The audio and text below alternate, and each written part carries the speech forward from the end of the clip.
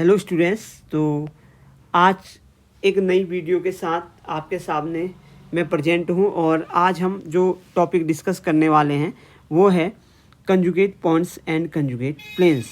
तो dear students, इससे पिछली वीडियो में मैं आप लोगों को polar points and polar planes के बारे में समझा चुका हूँ। तो आपको वो चीज़ आनी चाहिए कि किस तरीके से हम पोलर प्लेन की इक्वेशन को निकालते हैं। ठीक है ना, आई बात समझ में?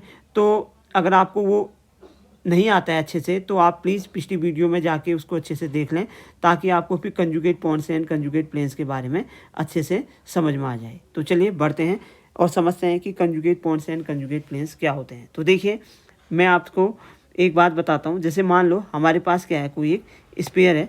मैं यहाँ पर सबसे पहले एक स्फीयर यहाँ पर बना रहा हूँ। मान लेते हैं मेरे पास एक स्फीयर है, ठीक है ना। सेम वही जैसे हमने पोलर प्लेन निकाला था, सेम वही बात मैं यहाँ पर कहने वाला हूँ आप लोगों से। मान लेते हैं मेरे पास कोई एक पॉइंट क्या है, पी है, ठीक है ना।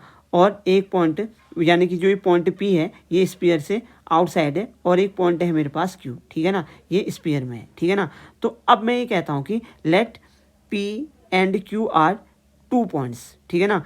तो अगर मैं ये कहता हूँ कि पी का पोलर प्लेन अगर क्यू से पास करता है और क्यू का पोलर प्लेन अगर कहाँ से पास करता है, पी से पास करता है, तो अगर इस तरीके की मेरे पास सिमेट्री आती है तो पी और क्यू को क्या कहा जाता है, कंजुगेट पॉइंट्स कहा जाता है। देखिए बहुत आसान है। तो पहले मैं इस चीज़ को लिख लेता हूँ। मैं ये कह रहा हूँ कि if P and Q are 2 points and if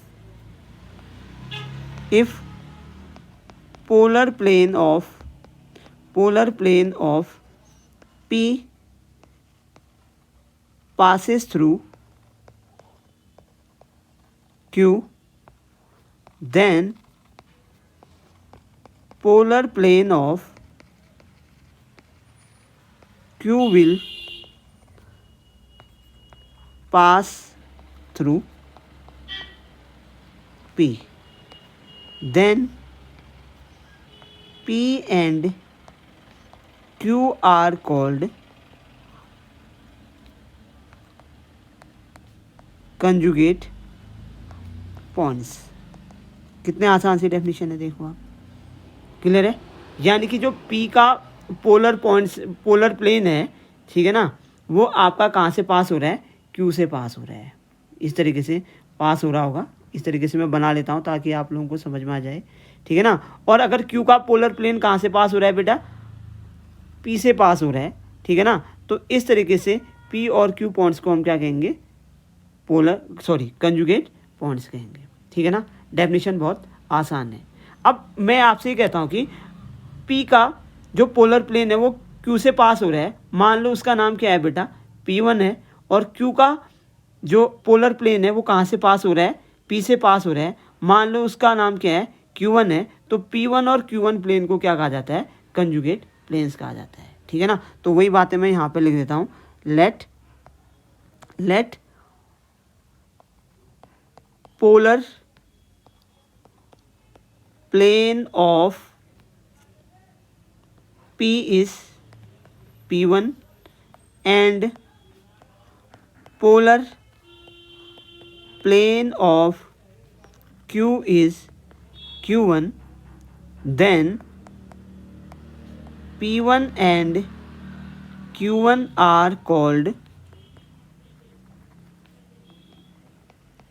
conjugate planes. देखिए कितने आसान सी डेफिनेशन है। क्या कहा मैंने आप लोगों से, मैंने कहा कि अगर हमारे पास P और Q 2 पॉइंट हैं, अगर P का पोलर प्लेन Q से पास करता है तो Q का पोलर प्लेन कहाँ से पास करेगा, P से पास करेगा। तो अगर हमारे पास ऐसी सिमेट्री है तो P और Q को हम क्या कहेंगे, कंजुगेट पॉइंट्स कहेंगे। मान लेते हैं P का पोलर प्लेन P1 है और Q का पोलर प्लेन क्या है, Q1 है। तो P1 और Q1 को क्या कहा जाएगा, कंजुगेट प्लेन्स कहा जाएगा। तो देखिए बहुत ही आसान सा टॉपिक था ये। तो आई होप कि आपके समझ में ये बात अच्छे से आ गई होगी, ठीक है ना। अब देखते हैं नेक्स्ट पॉइंट जो, ठीक है ना, जो हमको देखना है वो क्या चीज़ है। देखिए वो चीज़ है हमारे पास एंगल ऑफ इंटरसेक्शन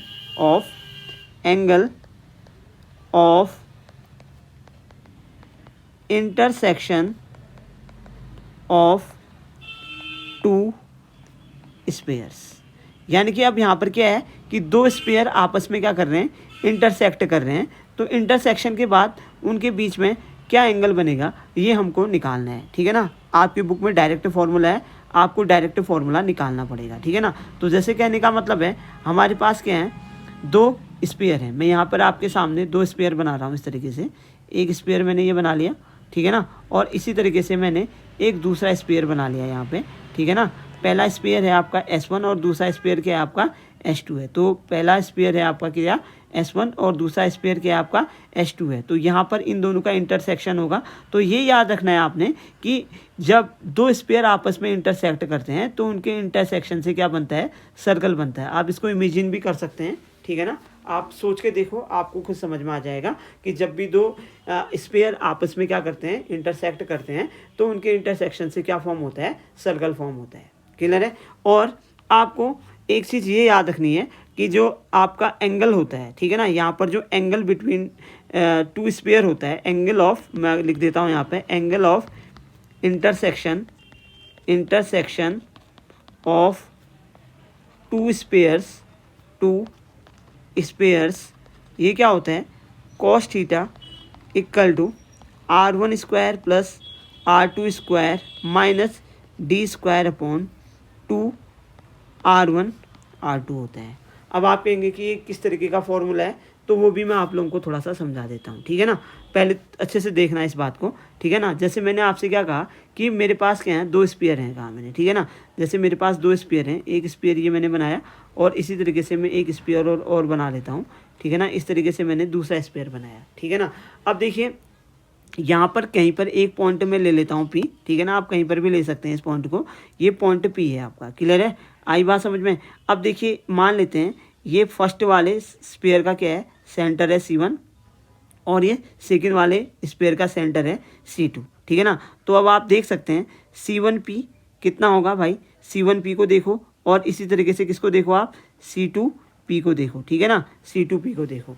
तो भाई एक बात बताओ, या मैं एक काम करता हूँ, दोबारा से डायग्राम बना लेता हूँ थोड़ा सा यहाँ पर, ठीक है ना। अगर अच्छे से नहीं बनेगा डायग्राम तो आप लोगों के समझ में नहीं आएगा, ठीक है ना। मैं आपको ये बताना चाह रहा हूँ कि R1 R2 और D क्या चीज़ है, ठीक है ना। तो मैंने क्या किया, सबसे पहले दो स्पीयर लिए और दोनों स्पीयर को क्या कराया, इंटरसेक्ट कराया। क्लियर है, ये इंटरसेक्ट कर दिए, ठीक है ना। अब देखिए ये पहले वाले स्पीयर का सेंटर है, ठीक है ना, और ये दूसरे वाले स्पीयर का क्या है, सेंटर है, ठीक है ना। तो पहले वाले स्पेयर का सेंटर C1 है और दूसरे वाले स्पेयर का सेंटर क्या है, C2 है। अब एक काम करते हैं, इन दोनों सेंटर्स को क्या करते हैं, हम मिला देते हैं, ठीक है। हमने इन दोनों सेंटर्स को मिला दिया, ठीक है ना।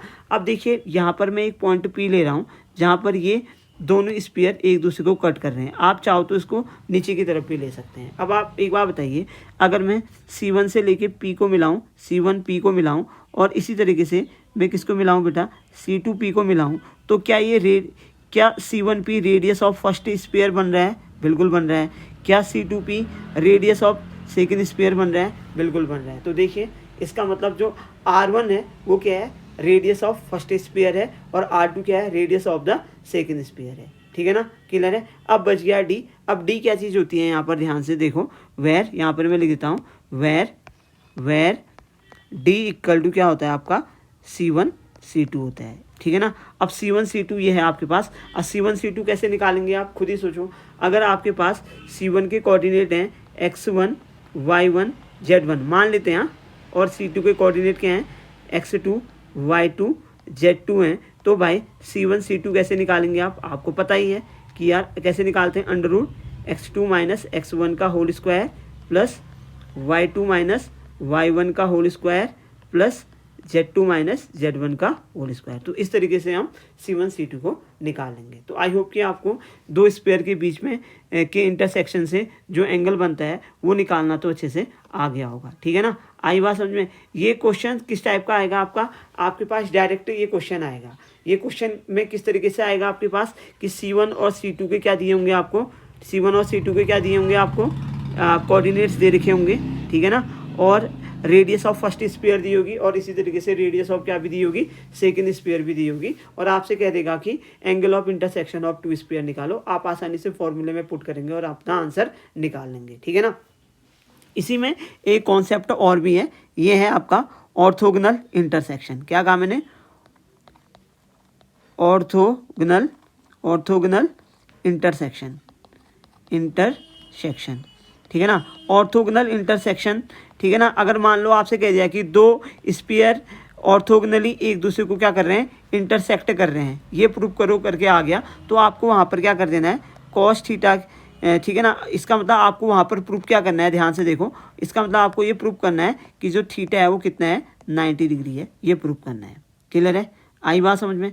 तो यानी कि दो स्फीयर ऑर्थोगोनली इंटरसेक्ट तब करते हैं, ठीक है ना, जब, ठीक है ना, दोनों के बीच का एंगल कितने का होता है, 90 डिग्री का होता है। आई बात समझो? जो थीटा हम यहाँ पर ले रहे हैं ये है थीटा, ठीक है ना। जो थीटा एंगल है वो क्या है, थीटा जो एंगल है वो क्या है, angle between C1P and C2P है। क्लियर है बात? अगर ये कितने डिग्री का हो जाए, 90 डिग्री का हो जाए, तो आप ये कहेंगे कि जो स्फीयर हैं वो ऑर्थोगोनली क्या कर रहे हैं, एक दूसरे को इंटरसेक्ट कर रहे हैं। तो चलिए, अगर थीटा की वैल्यू 90 है तो हम यहाँ पर रख देंगे इसकी वैल्यू, तो कॉस थीटा की जगह कितना रख देंगे हम, 90, दैट इज इक्वल टू कितना हो जाएगा, R1 square plus R2 square minus D square upon 2 R1 R2। और यहाँ से आपको पता ही है कि cos 90 की वैल्यू कितनी होती है, 0 होती है। cos 90 की वैल्यू क्या होती है, 0 होती है। तो जब हम इस वैल्यू को 0 रखेंगे तो क्रॉस मल्टीप्लाई से 2 R1 R2 0 के साथ मल्टीप्लाई होकर 0 बना देगा। तो यहाँ से क्या आ जाएगा हमारे पास, R1 square plus R2 square minus D square equal to क्या आ जाएगा, 0 आ जाएगा। क्लियर है बात? आई बात समझ में? तो ये चीज़ है कंडीशन ऑफ क्या है, ऑर्थोगोनैलिटी है। क्लियर है बात? तो ये चीज़ भी आपको याद रखनी है। क्लियर है?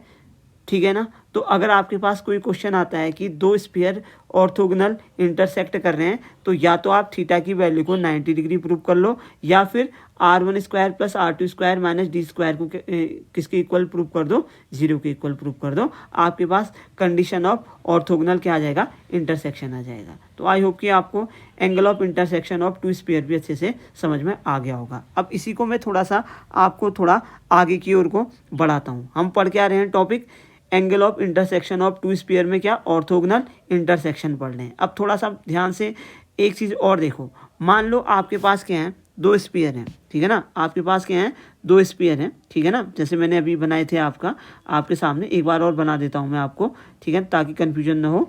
तो आपके पास मान लो दो स्फीयर हैं और ये दो स्फीयर क्या कर रहे हैं, इंटरसेक्ट कर रहे हैं, ठीक है ना। ये दो स्फीयर क्या कर रहे हैं, आपके इंटरसेक्ट कर रहे हैं। एक S1 स्फीयर है और दूसरा क्या है, S2 स्फीयर है, ठीक है ना। अब मान लो आपको क्या है कि डायरेक्ट क्वेश्चन नहीं दिया है, आपको क्या दे रखा है कि आप स्फीयर की इक्वेशंस दे रखी हैं, तब आप कंडीशन ऑफ ऑर्थोगोनल इंटरसेक्शन कैसे निकालेंगे, थोड़ा सा इस पर भी हम थोड़ा सा बात कर लेते हैं। तो मान लेते हैं जो S1 स्फीयर है उसकी जो इक्वेशन है वो मान लेते हैं क्या है आपके पास, x square plus y square plus z square plus 2u1x plus 2v1y plus 2w1z plus d equal to 0 है। और जो आपके पास स्फीयर क्या है बेटा, S2 है। मान लेते हैं उसकी इक्वेशन क्या है, x square plus y square plus z square plus 2u2x plus 2v2y plus 2w2z plus d equal to मान लो कितनी है बेटा, 0 है। क्लियर है बात? आई बात समझ में? और आपको ये पता करना है ये क्या है, इंटरसेक्ट कर रहे हैं कैसे, ऑर्थोगोनली कर रहे हैं। क्या कर रहे हैं, ऑर्थोगोनली कर रहे हैं, ठीक है ना, ऑर्थोगोनली कर रहे हैं। तो अब इसके लिए क्या करना है आपको, देखो अब देखो आपने अभी अभी यहाँ पर एक फॉर्मूला पढ़ा था, अगर आप लोगों को याद है मैं आपको पिछले पेज में लेके चलता हूँ। यहाँ पर मैंने क्या लिखा है, इसकी कंडीशन क्या होती है, R1 square plus R2 square minus D square equal to 0, जहाँ पर D क्या है, C1 C2 है। तो यहाँ पे साइड पे हम लिख देते हैं कंडीशन कितनी है हमारे पास, R1 square plus R2 square minus D square equal to 0, या मैं ऐसा भी लिख सकता हूँ R1 square plus R2 square equal to D square. और D स्क्वायर की वैल्यू क्या है बेटा, D की वैल्यू क्या थी, C1 C2 थी ना, C1 क्या थी, C2 थी। तो इसको मैं क्या लिखता हूँ, C1 C2 का क्या, होल स्क्वायर। तो ये तो भाई इंटरसेक्ट जब ऑर्थोगोनली करते हैं ये कंडीशन आती है। अब देखिए हम इस वैल्यू को पुट करने वाले हैं। यहाँ से अगर मैं कहूँ कि फर्स्ट स्फीयर की रेडियस निकालो तो वो कितनी हो जाएगी, R1। मैं यहाँ पर लिख नहीं रहा हूँ बेटा, आप लोग देखते रहना। R1 क्या है, radius of the first sphere. और C1 क्या होगा, centre of the first sphere. ऐसे R2 क्या होगा, radius of the second sphere, और C2 क्या होगा, centre of the second sphere. तो बताइए R1 की वैल्यू क्या होती है बताइए दिमाग लगा के, U1² plus V1² plus W1² minus क्या होती है, D², अगर आप लोगों को याद है तो। ठीक है ना, क्लियर है बात। अच्छा ये D और ये D अलग अलग है हाँ बेटा, ये चीज़ याद रखना, ठीक है ना, आई बात समझ में। ठीक है, और यहाँ पे C2 की वैल्यू क्या होती है बताओ, -U1 minus V1 minus W1। अब ये मत कहना कि सर ये कैसे होती है, भाई पिछली वीडियोस में मैंने आपको स्फीयर की रेडियस और सेंटर निकालना प्रूफ भी करा रखा है, ठीक है ना। ऐसे ही सेकेंड स्फीयर की रेडियस कितनी होगी बेटा बताओ, ये कितनी होगी, U2² plus V2² plus W2² minus D² होगी या नहीं होगी। और सेंटर कितना होगा बेटा, -U2 minus V2 minus W2, यही तो होगा। क्लियर है, ये सारी बातें हमको समझ में आ गई कि R1 की वैल्यू क्या है, R2 की वैल्यू क्या है, C1 की वैल्यू क्या है और C2 की वैल्यू क्या है। ठीक है ना, अब ये सारी वैल्यूज हम ये वाली इक्वेशन में रख देंगे। क्लियर है बात, तो मैं लिख दूंगा now putting all the values in equation, क्या थी equation, R1² plus R2² is equal to C1 C2 का होल स्क्वायर। क्लियर है बात, तो इसमें हम लिख लेंगे इसको। ठीक है, अब चलिए लिखते हैं। तो R1 का स्क्वायर कितना हो जाएगा, खुद ही देखो भाई। अब ये थोड़ा सा आप ये मत कहना कि सर थोड़ा जल्दी हो गया है यार, अब बच्चे तो हो नहीं। R1² क्या करेंगे, स्क्वायर रूट हट जाएगा तो कितना हो जाएगा, U1² plus V1² plus W1² minus D² हो जाएगा। होगा या नहीं होगा, ठीक है ना, क्लियर है बात। अच्छा ये D² नहीं होता है यार, ये D होता है मेरे ख्याल से, ठीक है ना। एक मिनट थोड़ा सा इसको करेक्ट कर लेते हैं हम। ये D1 होगा यहाँ पे और ये क्या होगा, D2 होगा, ठीक है ना, D2 होगा। अब अगर अभी आप लोग सामने होते तो मैं कहता अरे बच्चों तुम्हें इतना भी याद नहीं रहता है। तो चलो अगर किसी बच्चे को याद हो रहा होगा तो कह भी रहा होगा शुरू में भी, अरे सर थोड़ा गड़बड़ लिख दिया आपने करके। ये है D1 और ये क्या है बेटा, D2 है। क्लियर है, तो यहाँ पर हम क्या लिख देंगे इसको, D1 का स्क्वायर। और R2 की वैल्यू कितनी है, R2 की वैल्यू कितनी है, अच्छा तो D1 का स्क्वायर नहीं होगा, ये सिर्फ क्या होगा, D1 होगा। क्लियर है, अब थोड़ा सा फ्लो में अगर कहीं गलत हो जाता है तो देखिए मैंने करेक्ट भी कर लिया आपका, ठीक है ना। और प्लस R2² को कैसे लिखेंगे, U2² plus V2² plus W2² minus D2। Clear है, ऐसे आएगा, ठीक है ना। और उसके बाद आप देखिए C1 C2 का स्क्वायर है। अब बेटा देखो C1 के कोऑर्डिनेट हैं आपके पास, C2 के कोऑर्डिनेट हैं, तो उन दोनों के बीच की डिस्टेंस कैसे निकालेंगे हम, याद है ना, √x2 माइनस x1 का whole square plus y2 minus y1 का whole square plus z2 minus z1 का होल स्क्वायर करेंगे ना। बट यहाँ पर स्क्वायर है तो उसका स्क्वायर रूट क्या हो जाएगा, हट जाएगा। तो क्या मैं यहाँ पर इसको कुछ इस तरीके से लिख सकता हूँ, कैसे, U2 माइनस U1 का whole square plus V2 minus V1 का whole square plus W2 minus W1 का होल स्क्वायर। क्लियर है। अच्छा यहाँ पर ये कन्फ्यूजन मत करना कि यार तुमने कहा कि सर आप ऐसा भी कह सकते हैं कि सर ये तो ऐसा हो जाएगा -U2 माइनस U1, यानी कि ये हो जाएगा -U2 प्लस U1। बात वही रहेगी बेटा, आप U2 माइनस U1 लिखो या -U2 प्लस U1 लिखो, क्योंकि होल स्क्वायर करेंगे तो बात वही आ जाएगी। क्लियर है, अब ये बातें तो आपको समझानी नहीं चाहिए, कंफ्यूज मत रहना, ठीक है। ये कैसे आ गया, आई होप कि आप लोगों के समझ में आ गया होगा, ठीक है ना, क्लियर है बातें। अब हम इसको करके देखते हैं, ठीक है ना। अब यहाँ पर हम होल स्क्वायर्स वगैरह को ओपन करके देखते हैं क्या आएगा। तो चलिए, तो यहाँ पर मैं लिखना स्टार्ट करता हूँ। लेफ्ट हैंड साइड तो ठीक ही है, U1² प्लस V1², ये V है बेटा, हाँ, V1² plus W1² minus D1 plus U2² plus V2² plus W2² minus D2 that is equal to, अब यहाँ पर क्या हो जाएगा, देखिए ये कितना हो जाएगा, देखो फिर से बात वही आ जाएगी ना, U1² plus U2² minus 2U1 U2, ये तो आ गया। क्लियर है बात। और ऐसे क्या आ जाएगा, plus V1² plus V2² minus 2V1 V2, और ऐसे ही क्या आ जाएगा, W1² plus W2² minus 2W1 W2 आ जाएगा। क्लियर है, तो चेक करते हैं, U1² से U1² कट गया, और V1 स्क्वायर से V1 स्क्वायर कट गया, W1 स्क्वायर से W1 स्क्वायर कट गया, इसी तरीके से U2 स्क्वायर से U2 स्क्वायर कट गया, V2 स्क्वायर से V2 स्क्वायर कट गया और W2 स्क्वायर से W2 स्क्वायर कट गया हमारा, ठीक है ना। तो यानी कि क्या आ जाएगा हमारा लेफ्ट हैंड साइड में -D1 -D2 that is equal to, यहाँ से हम माइनस कॉमन ले लेंगे, ठीक है ना। तो कितना आ जाएगा 2U1 U2 plus 2V1 V2 plus 2W1 W2 आ जाएगा। क्लियर है, आई बात समझ में।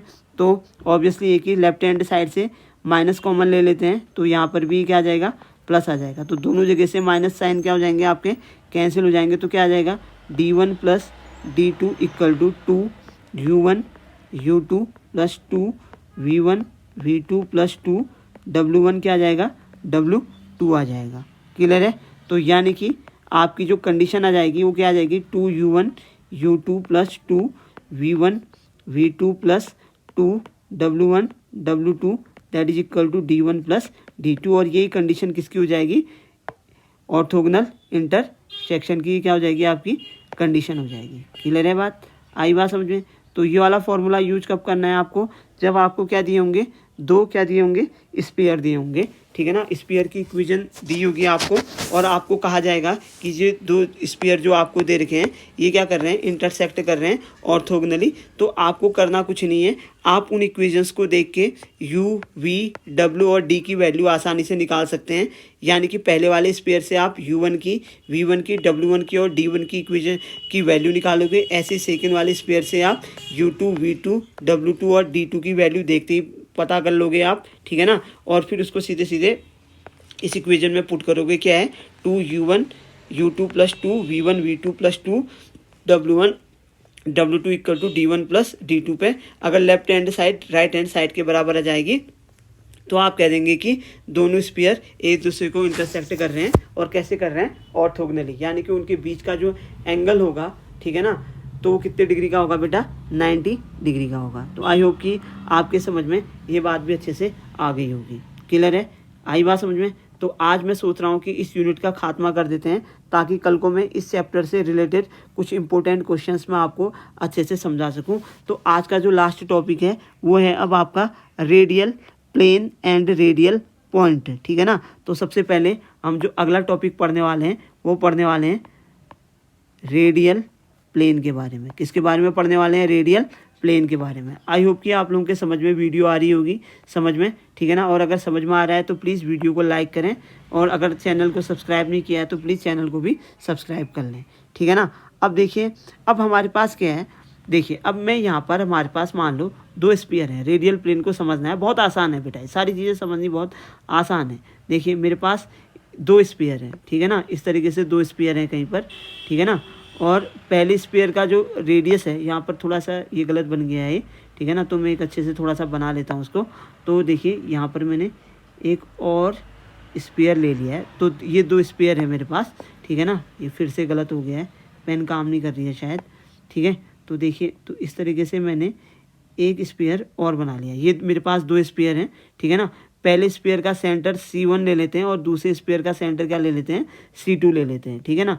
मान लेते हैं पहले स्फीयर का सेंटर C1 है और दूसरे स्फीयर का सेंटर क्या है C2 है। और एक लाइन ड्रॉ कर लेते हैं जो इन दोनों स्फीयर्स के किसको मिला रही है सेंटर को मिला रही है। क्लियर है बात, आई बात समझ में। और यहाँ पर हम कहीं पर बाहर पे कोई एक पॉइंट P ले लेते हैं जिसके कोऑर्डिनेट्स हम चाहो तो आप अल्फा बीटा गामा ले लो, और अगर आपकी आदत है x1 y1 z1 की, क्योंकि हमने इसी से किया है, तो हम इसको x1 y1 और क्या ले लेते हैं z1 ले लेते हैं, ठीक है ना। आई बात समझ में। तो अब रेडियल प्लेन क्या होता है मैं आपको यहाँ पर लिख के बताता हूँ। ये क्या होता है पहले मैं लिख लेता हूँ उसके बाद मैं समझा दूंगा आपको। ये होता है locus of a point P। ये पॉइंट P का क्या होता है लोकस होता है, ठीक है ना। तो locus of a point P is called radial plane. ये सारी डेफिनेशंस आपकी बुक में दी हुई हैं। Radial plane. अब इम्पोर्टेंट बात क्या है देखो, if P moves in such a way that it's power, याद आ रहा है, पावर वाला एक अलग से टॉपिक बनाया मैंने, power with respect to the given spheres is same. Clear है बात? देखिए कितनी आसान सी डेफिनेशन है। क्या कहता है कि हमारे पास दो स्पेयर हैं, ठीक है ना, ठीक है ना, आप चाहो तो उनको S1 और S2 कह सकते हो। दो हमारे पास क्या है, स्पेयर हैं, इसके बाहर एक पॉइंट क्या है, P है।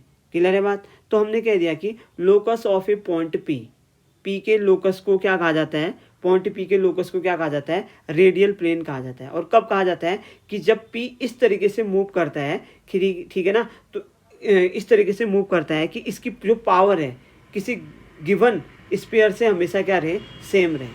तो आई बात समझ में? तो इस प्लेन को हम क्या कहते हैं, रेडियल प्लेन कहते हैं। जैसे मैं अभी आपको करके भी बताता हूँ कि आपको रेडियल प्लेन की मान लो इक्वेशन निकालनी है तो किस तरीके से निकाल सकते हैं।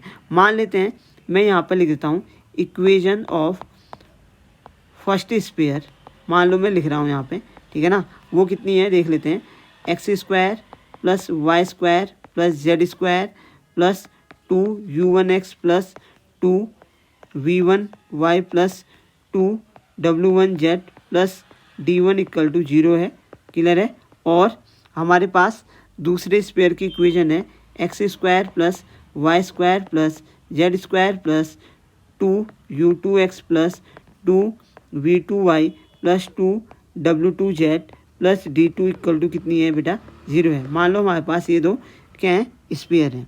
क्लियर है बात है?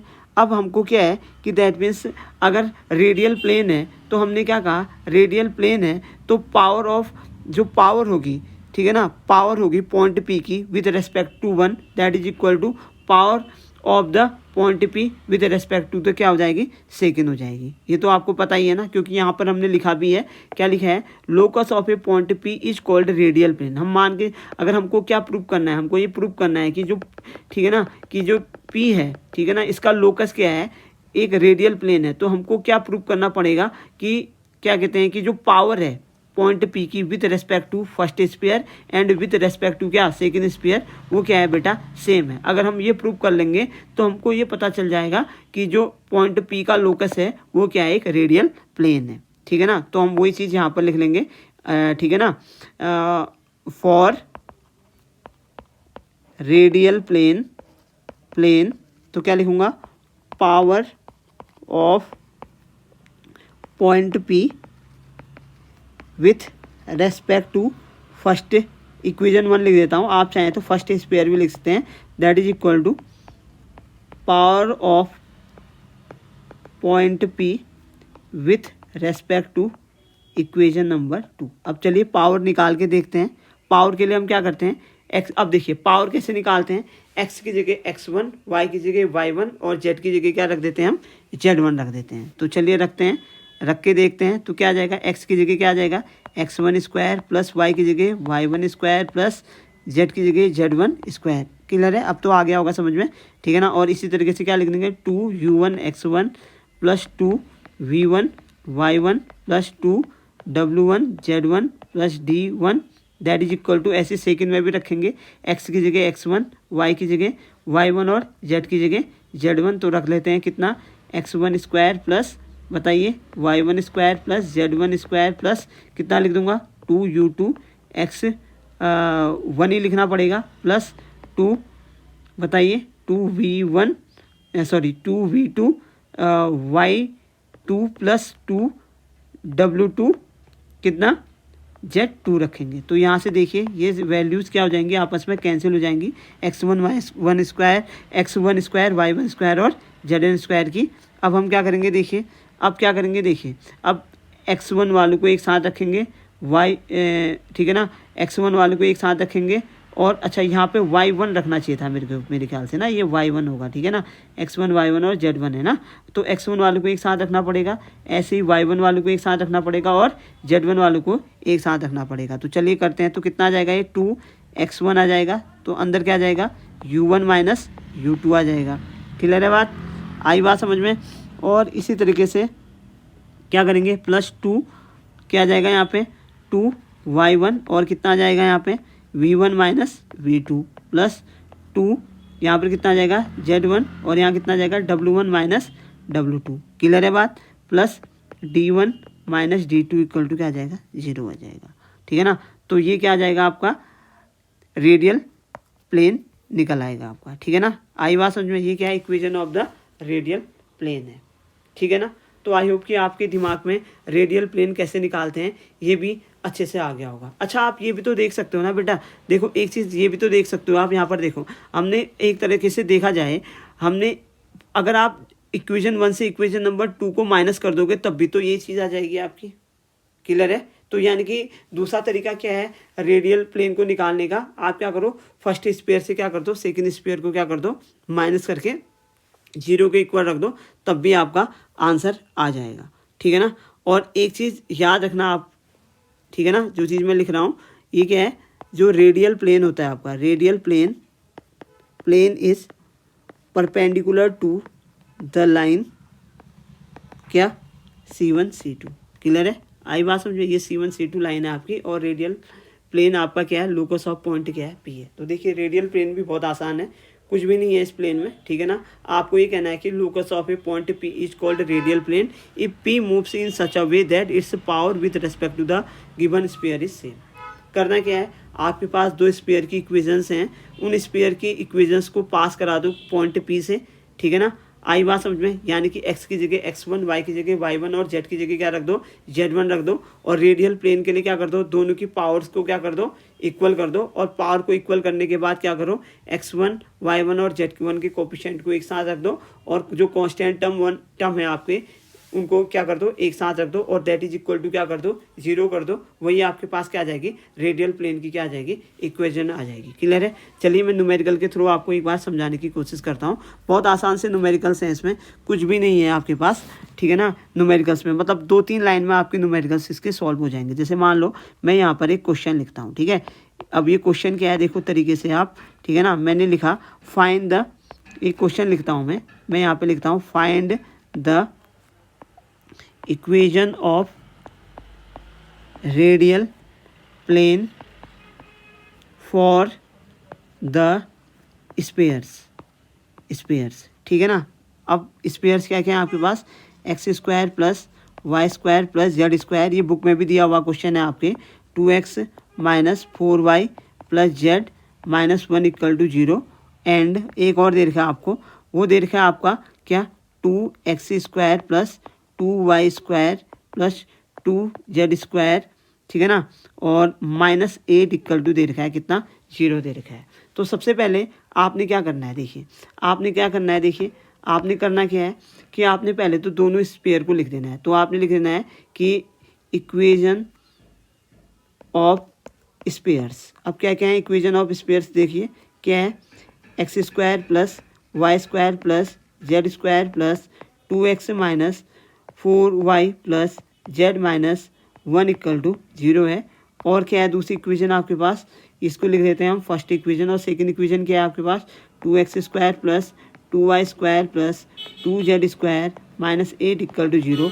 अब ये याद रखना है कि आपको मैंने कहा था कि आपको मैंने एक बात कही थी कि आप दो तरीके से रेडियाई प्लेन को निकाल सकते हैं। एक तो कैसे कि आप एक पॉइंट P कंसीडर कर लो और उसको पास करा लो स्पेयर 1 से और स्पेयर 2 से, और उसके बाद दोनों इक्वेशंस को क्या कर दो इक्वेट कर लो। या दूसरा तरीका क्या भी है, सेकंड मेथड मैंने क्या कहा था आपसे, सेकंड मेथड मैंने क्या कहा थी आपसे, सेकंड मेथड मैंने आपसे ये कही थी कि आप S1 minus S2 equal to क्या कर दो 0 कर दो। तो यहाँ से भी आप डायरेक्टली क्या निकाल सकते हैं इक्वेशन ऑफ रेडियल प्लेन निकाल सकते हैं। तो हम यहाँ पर यही करने वाले हैं, लेकिन आपको ये याद रखना है कि S1 और S2 को आप माइनस तभी कर सकते हैं जब आपके x, y और z के कोफिशिएंट क्या हो 1, 1, 1 हो। तो अब देखिए सेकंड इक्वेशन में कि x का कोफिशिएंट 2 है, y का कोफिशिएंट 2 है और z का कोफिशिएंट भी 2 है, तो हम इनके कोफिशिएंट को सबसे पहले 1 बनाएंगे। तो हम क्या करेंगे 2 से डिवाइड कर देंगे, तो इक्वेशन क्या बन जाएगी x² plus y² plus z² minus 4 equal to क्या बन जाएगी 0 बन जाएगी।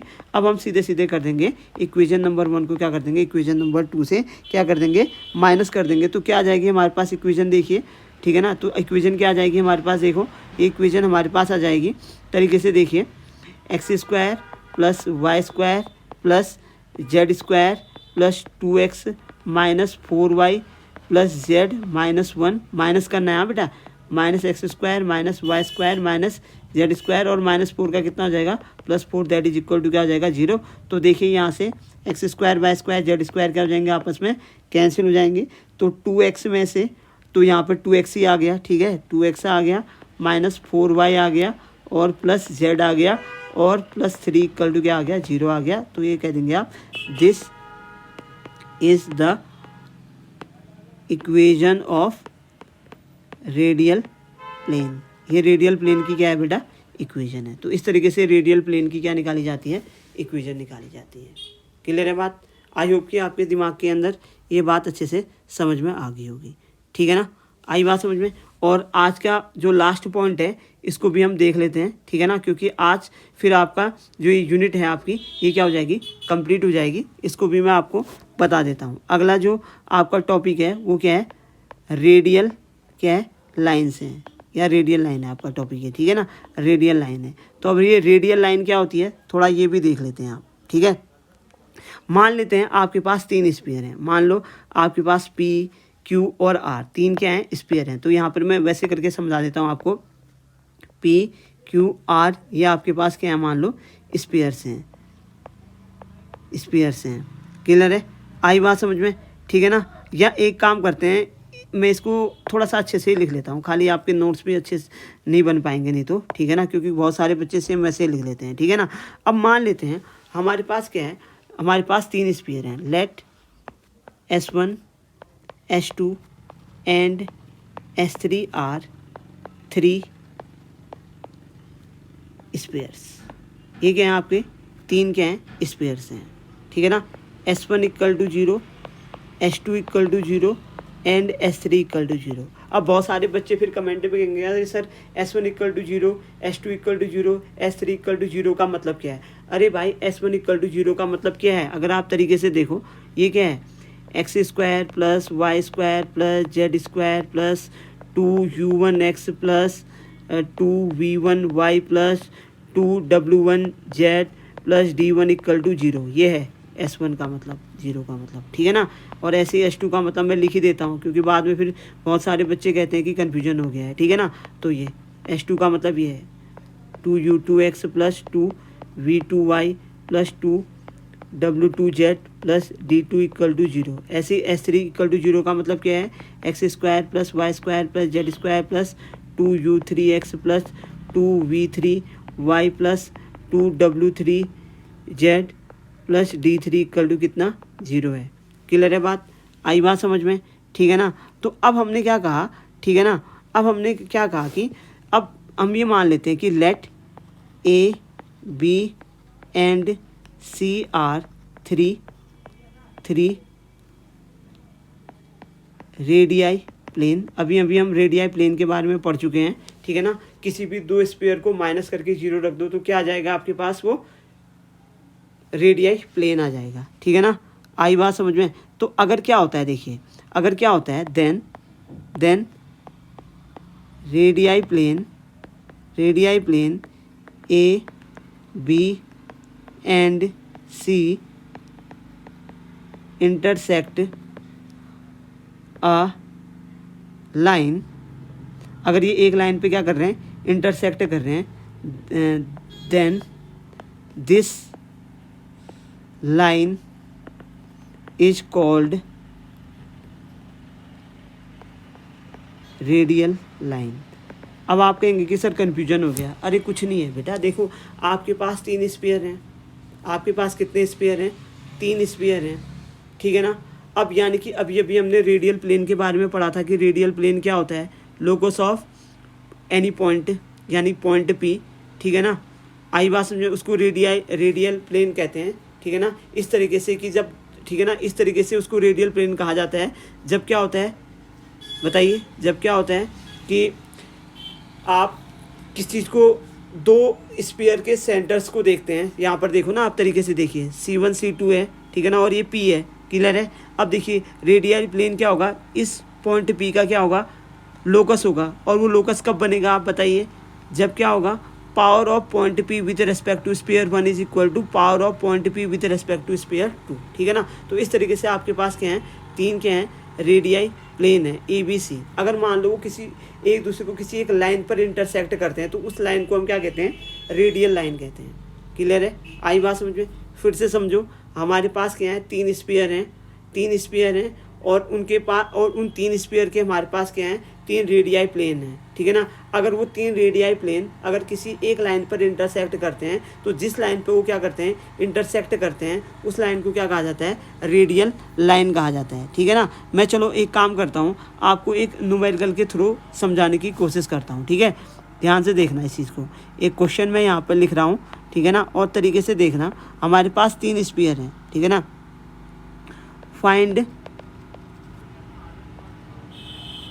रेडियल लाइन, बहुत आसान है, रेडियल लाइन और रेडियल लाइन। अब पिछले वीडियो से आपको देखे होने चाहिए, तभी सारी बातें समझ में आती हैं भाई, ठीक है।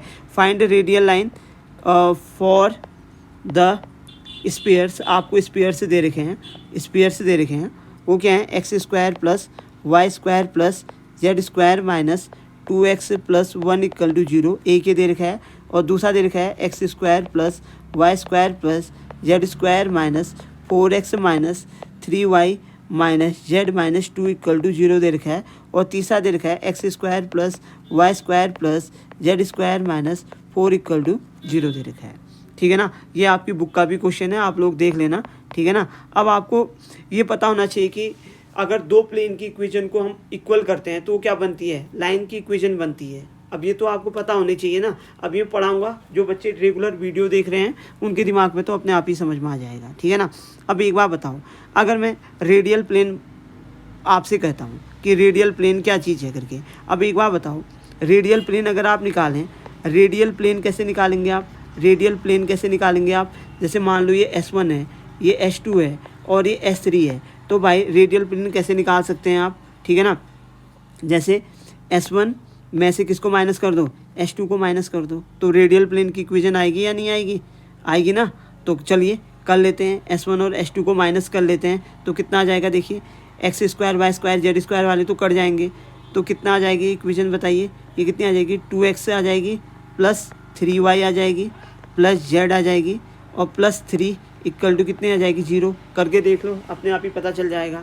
और अगला रेडियल प्लेन कैसे आ जाएगा, S2 माइनस किससे आ जाएगा, S3 से आ जाएगा, आएगा नहीं आएगा। फिर से x² y² और z² के कोफिशिएंट क्या हो जाएंगे, कैंसिल हो जाएंगे, तो क्या आ जाएगा, रेडियल प्लेन की इक्वेशन 4x ये आएगी माइनस 3y माइनस z आएगी और माइनस 2 है और प्लस 4 हो जाएगा, तो प्लस कितनी आ जाएगी, 2 इक्वल टू क्या आ जाएगी, 0 आ जाएगी।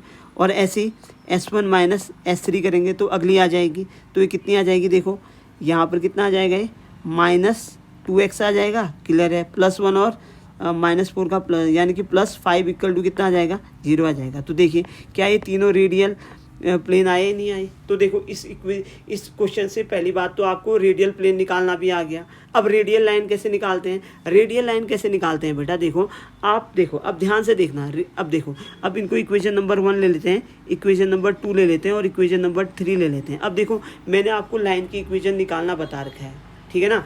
अगर आपके पास प्लेन है, आप किसी भी 2 प्लेन को क्या कर दो, आपस में इक्वल कर दो 0 के, तो अपने आप ही क्या आ जाती है, रेडियल लाइन आ जाती है। तो अगर मैं आपसे कहूँ कि रेडियल लाइन, ठीक है ना, रेडियल लाइन निकालने के कहूँ, रेडियल लाइन, तो आप क्या कहोगे, देखो आप लोगों ने पढ़ा है, अभी आपके समझ में आ जाएगी बात। क्या, जैसे आप क्या कर लो, कोई भी 2 इक्वेशन को ले लो, 1 और 2 को ले लो, तो क्या आ जाएगा आपके पास, 2x plus 3y plus z plus 3 equal to 0 equal to कितना, minus 4x minus 3y minus z plus 2 equal to 0। तो ये आपकी क्या आ गई, रेडियल लाइन आ गई, ठीक है ना। ये कौन से फॉर्म में होती है, अनसिमेट्रिक फॉर्म में होती है। अगर आपको याद है, आपको मैंने अनसिमेट्रिक फॉर्म भी पढ़ाई है और सिमेट्रिक फॉर्म भी पढ़ाई है।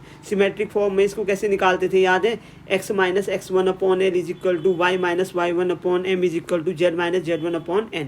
अब अगर आपको ये सारी बातें पता नहीं है तो भाई देखो वीडियोज़, पढ़ो, पढ़ने का काम आप लोगों का है, ठीक है ना। तो रेडियल लाइन इस तरीके से निकाल सकते हैं। अब कुछ बच्चे कहेंगे कि सर क्या सेकंड और थर्ड से भी निकाल सकते हैं, बिल्कुल निकाल सकते हैं भाई, 1 और 3 से भी निकाल सकते हैं, बिल्कुल निकाल सकते हैं, क्लियर है, आई बात समझे। ये सारी इक्वेशंस किसकी होती हैं, रेडियल लाइन की होती हैं। तो आई होप कि आज का वीडियो आप लोगों के समझ में आ गया होगा। काफ़ी चीज़ें हम लोगों ने डिस्कस की हैं, ठीक है ना। अब इन चीज़ों में सबसे पहले हमने conjugate points and conjugate planes को डिस्कस किया था, ठीक है ना। आई बात समझ में। एक समरी करा देता हूँ फटाफट से। हमने कहा था कि अगर हमारे पास क्या है, P और Q दो पॉइंट्स हैं, अगर P का पोलर प्लेन Q से पास करता है तो Q का पोलर प्लेन कहाँ से पास करेगा, P से पास करेगा। तो अगर जब ऐसी सिमेट्री बन जाएगी तो P और Q को क्या कहते हैं हम, कंजुगेट पॉइंट्स कहते हैं। मान लेते हैं P का पोलर प्लेन P1 है और Q का पोलर प्लेन क्या है, Q1 है, तो P1 और Q1 को क्या कहा जाता है, कंजुगेट प्लेन्स कहा जाता है। तो ये हमने पढ़ा था। उसके बाद हमने पढ़ा था कि angle of intersection of two sphere क्या होता है। भाई angle of intersection of two sphere क्या होता है, R1 square plus R2 square minus D square upon 2R1 R2 होता है। क्लियर है। यहाँ पे D की वैल्यू क्या होती है, C1 C2। और C1 C2 को कैसे निकालते हैं भाई, कि दो पॉइंट के बीच की डिस्टेंस से निकालते हैं 3D में, ठीक है ना।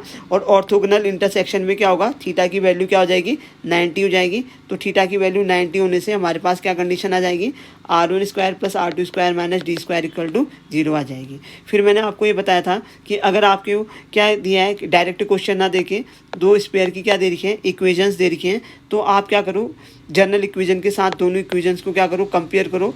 U1 U2 V1 V2 W1 W2 D1 D2 की वैल्यू निकालो। और उसके बाद आप क्या करो, अगर आपके पास 2U1 U2 plus 2V1 V2 plus 2W1 W2 is equal to D1 plus D2 आता है, तो इसका मतलब आपका जो इंटरसेक्शन हो रहा है दो स्पेयर का, वो क्या है, ऑर्थोगोनल इंटरसेक्शन है। ये मैंने आपको बताया, ठीक है। और उसके बाद हमने रेडियाई प्लेन के बारे में पढ़ाया था। तो रेडियाई प्लेन में हमने ये देखा था कि locus of point P is called radial plane, ठीक है ना, when P moves such a way that its power with respect to the given sphere is same. यानी कि इस पॉइंट P की पावर देखेंगे स्फीयर 1 के रेस्पेक्ट में और स्फीयर 2 के रेस्पेक्ट में, अगर दोनों के लिए क्या आ रही है, सेम आ रही है, तो इसका मतलब ऐसे प्लेन को क्या कहा जाता है, रेडियाई प्लेन कहा जाता है। क्लियर है बात, आई बात समझ में। और रेडियाई प्लेन को निकालने की डायरेक्ट मेथड क्या है, आप क्या करो कि दोनों स्फीयर्स की इक्वेशंस को क्या कर दो, माइनस कर दो, तो जो गिवन इक्वेशन आएगी वो इक्वेशन किसकी आएगी, रेडियाई प्लेन की आएगी। और उसके बाद फिर हमने क्या पढ़ा, रेडियल लाइंस के बारे में पढ़ा। तो रेडियल लाइंस भी बहुत आसान है, ठीक है ना। तो हमने कहा कि जैसे हमारे पास कोई 3 स्फीयर हैं और हमारे पास क्या है, उनके रेडियाई प्लेन है। अगर उनके रेडियाई प्लेन क्या करते हैं, किसी एक लाइन पर इंटरसेक्ट करते हैं, तो जिस लाइन पर वो इंटरसेक्ट करते हैं उसी को हम क्या कहते हैं, रेडियल लाइन कहते हैं। तो इतना ही टॉपिक था आपका, और आज आपका स्फीयर की यूनिट भी क्या हो गई है बेटा, कंप्लीट हो गई है। आई होप कि आप लोगों को वीडियो पसंद आई होगी, और अगर वीडियो पसंद आती है तो प्लीज़ बेटा वीडियो को लाइक करें और चैनल को ज़रूर सब्सक्राइब करें। मिलते हैं नेक्स्ट वीडियो में, जहाँ पर मैं आपको स्फीयर से रिलेटेड न्यूमेरिकल्स करा दूंगा, और आप उन न्यूमेरिकल्स को थोड़ा अच्छे से देख के जाना अपने एग्जाम से पहले। मिलते हैं नेक्स्ट वीडियो में। Thank you and have a nice day.